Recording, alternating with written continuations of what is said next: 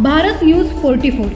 तर बोले आता लाडका भाऊ वंचित राहील आपल्याला भेटण्यापासून, म्हणून मी इकडे आलो।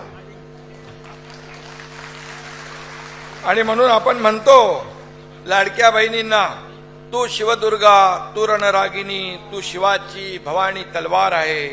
लाख संकटे आली तरी डरणार नाही अशी तिची धार आहे, अशा आमच्या लाडक्या बहिणी आहेत। आणि म्हणून श्री गणेश गणपती बाप्पा जसं आपलं आराध्य दैवत आहे, तशी आदिशक्ती दुर्गा ही आपली शक्तीची देवता आहे। आणि म्हणून श्री म्हणजे त्यागाची मूर्ती आहे, परमेश्वराचं रूप आहे। तू आहे म्हणून विश्व आहे, तू आहे म्हणून घराला घरपण आहे, आणि तू आहे म्हणून नात्यातला जिवंतपणा आहे। स्त्री ही माऊलीच असते, कुठल्याही पुरुषाला माऊली होता येत नाही।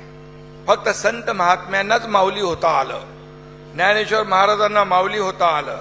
माऊली पदवी मिळवणं सोपी गोष्ट नाही आहे, त्यासाठी कर्तृत्व आहे, त्याग आहे, अगदी संयम आहे, सहन करण्याची शक्ती आहे। या सगळ्यामुळेच माऊली होता येतं, असं माऊली होणं सोपं नाही आहे। आणि म्हणून या सर्व तुम्हा माऊली समोर मी आज नतमस्तक होतो, आपल्या सगळ्यांना मनापासून वंदन करतो।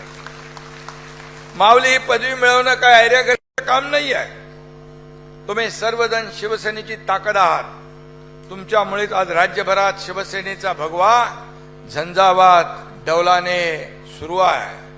आणि विधानसभेत देखील, स्थानिक स्वराज्य संस्थांमध्ये देखील आपण चमत्कार घडवला।